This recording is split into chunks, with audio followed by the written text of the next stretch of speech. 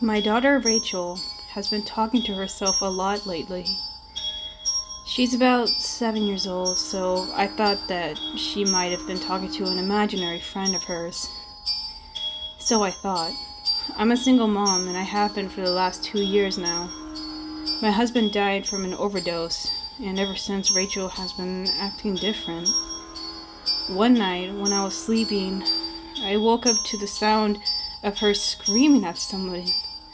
So I quickly rushed to her room, only to see her backing away slowly from the corner of the room, telling whoever it was to stay away from her. I've taken her to doctors, but they always tell me that she's just has an overactive imagination. Later one night, I was working on a paper for school when I heard a voice. "Mary," it said. "I can't find Rachel. Where is she?" I quickly shot up from my desk and quickly turned around, but saw nothing. A few moments passed and I was beginning to calm down when Rachel came to my bedroom. "What are you doing up so late?" I asked, confused to why Rachel was up at this hour. "Daddy wants to find me," she said tentatively. "He said that he wanted to play a game with me, but his face keeps melting." I looked at my daughter in shock. It was probably just Rachel cut me off instantly. "It wasn't a bad dream," she said, as she looked at me dead in the eye. I was speechless for a moment, until I noticed a tall black figure in the corner of my eye. The creature was slowly tapping at my desk, until he turned his head to look at me. His face was completely melted off. It's been 2 months since this whole thing has gotten worse. My mom is outside right now. She's been banging at the door for the last 2 days. She's laughing hysterically while screaming at me to open the door. I often wonder when she'll get tired, but the infected never get tired. They never sleep and they never eat. My dad was killed by one of the nurses at the quarantine hospital only a day ago. The nurses and doctors have all given up trying to save lives. They kill the infected now. A single cough and the police gun you down within an instant. I'm not infected yet, but I might get there soon. I've tried to call the police, but the service is completely down. There are hundreds of people outside the window. Some of them are biting themselves, some are screaming, and some are just throwing up constantly. But they've stopped dying from the virus. If anything, it makes them stronger and faster. Millions of people all around the world have been killed by the infected one by one. Oh God, Mom she just broke down the door. She's looking at me with that crazed smile.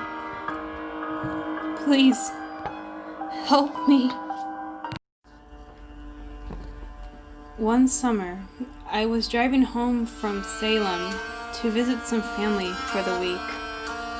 When I got home, I immediately took a shower to try to relax a bit from the long drive home. As I was scrubbing my body, I felt an itch on my leg. Thinking that it was probably just a bug bite, I brushed it off and continued my shower. When I was done, I got out and got dressed for bed.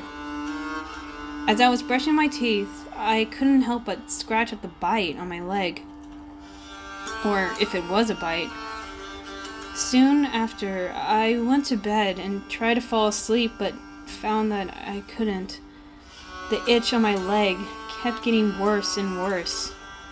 I got up, annoyed, but went to the bathroom to get some lotion for the itch on my leg. When I lifted my leg to look at the itch, I was disgusted at what I saw. Splotches of red and white bumps covered a small part of my leg. Deciding that I would see a doctor the next day to deal with my leg, I shrugged it off and quickly put lotion on it. And for the added measure, I took some sleeping pills to help me fall asleep faster.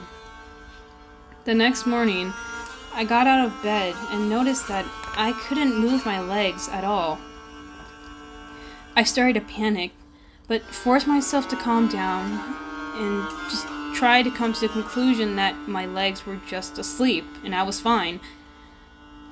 But that same itch came back again, and it was worse. It was horrid.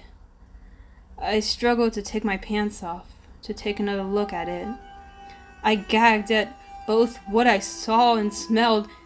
My leg was rotting. It had turned into a dark red color, and it was covered in purple and black splotches, and the smell that emanated from it was overwhelming.